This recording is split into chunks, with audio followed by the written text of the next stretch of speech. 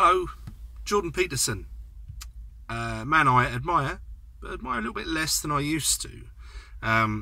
Very quickly, because I'm sure everyone in the world knows who Jordan Peterson is by now, or certainly anyone watching this video.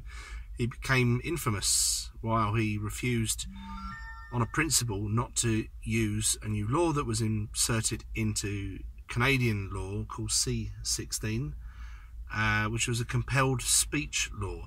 So if a transgender person who didn't want to be referred to as he or she would say, you refer to me as they or ze or they or something like that, so words maybe that have other meanings as well, you were compelled to by law, and if you refused to, you could be arrested and charged, fined, you could go to prison, etc. And he was interviewed about that, and he said, I'll go to prison, and if I do, I'll hunger strike. And I thought, as a man of his convictions, you know, he's got a lot of principles there, and he became very famous. He'd already had hundreds and hundreds of, or many videos that he'd already put on YouTube of his lectures, and he talks, he's very interesting to a lot of people anyway. Very famous because of that. And I enjoyed watching him a great deal, and I really thoroughly enjoyed his interview with Kathy Freeman, who a rabid feminist who threw straw men at him left, right and centre, and he just very, very calmly dismantled her arguments. And I'm not going to lie, I relished watching her get her ass handed to her. It was a lot of fun, and it became a meme. It became so popular on the internet. Anyway, that's the man Jordan Peterson. I read his book as well last year. It's really good, actually, in parts. I found it quite hard. It's quite wordy, got very philosophical in points, very emotional in points. He talks about his family, especially his daughter. I think I might have got wet eyes at one stage when he's talking about the illness his daughter has. And just an all-round decent bloke. Now, he's gone and tarnished his reputation a bit, and people are turning on him. So there's going to be a moral of this video, because I like to put a moral in sometimes. That maybe don't put people on a pedestal. Don't consider people to be the second coming, because they're fallible. Everyone's fallible, and at some stage will cock up, and then you react emotionally to it. I would just say I like listening to him still. So anyway, what he's done that's naughty is the Brett Kavanaugh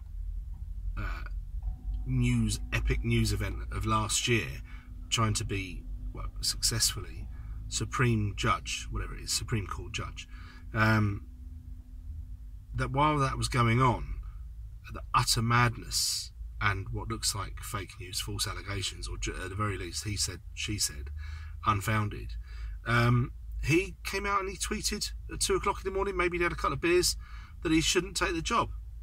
And it's like utter nonsense. And the seriousness of it, Mr. Peterson, you know, watch this, is exactly why he had to take it. He had to take that position, because if they'd have let the left win on that one, they'd do it every single time and win every single time. They'll pluck somebody out of the past that's prepared to have the 15 minutes, use them and throw them away afterwards, but prepared to lie or what have you under oath to try to besmirch what seems like a very good man, you know, a very, very decent guy, I believe, Brett Kavanaugh. It's not that I know him, but that's why I'm here. So then he has apologised for that. He took it back, sort of, very long-winded explanation, as Jordan Peterson does, because he's a clinical psychologist and nothing that comes out of his mouth is ever straightforward. But he took it back. I thought, okay, fair enough. And I was chatting with Loaf of Sheffield, hello mate, the Yellow Vest protest with the Bristol Massive a while ago, and he was mentioning something else Peterson did, which I've completely forgotten, mate. So you might have to remind me if you watch this in the comments. But then what he's also done is with the Covington kids, the Catholic schoolboys in MAGA hats, who were having death threats because they smiled, and it's insane. And while that was going on, and for the first couple of days, I guess, while people were maybe believing this insane fake news that turned out to be the opposite of what was true, he did it again. He criticised the people that were criticising the fake news, something to that effect. And it's madness. Why'd you do that?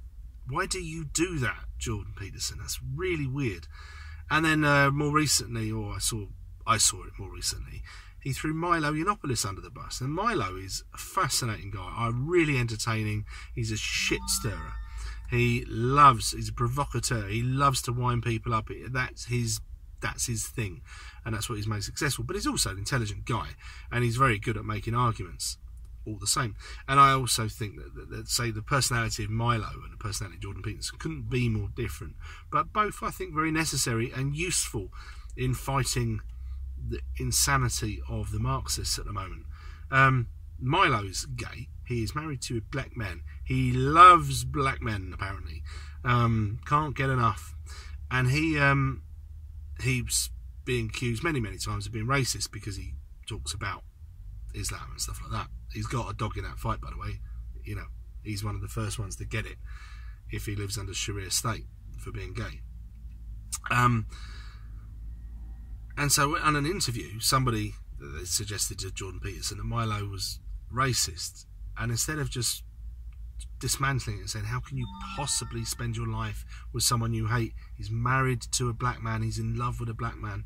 How on earth could you wake up every morning next to someone you hate and carry it off? I'm sure there are some people in this world that might be prepared to do something so drastic for their career, but come on. And Jordan Peterson, how dare you in that situation not immediately defend Milo? It shows a lot of weakness in your character, sir.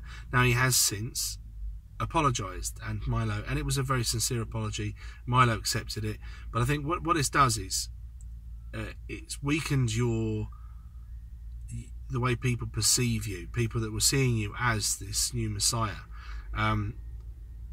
And I think you need to start making up for it a little bit now, Mr. Peterson. I think when you're next in an interview and someone proposes something like that, or there's another news story and it's clear and obvious that there's a right and there's a wrong side to it, you need to stand your ground and speak on your principles, because it will appear very good at defending yourself, but maybe not so good at defending other people. And you'll find that your popularity will diminish the more you do it. I would still love to watch you in a talk. I would pay to listen to you, and it would be nice to shake your hand and, you know, say thanks for the work you do. But that's what you've got to do now, Mr. Peterson. Otherwise, you'll become like a victim of the right. They'll go after you.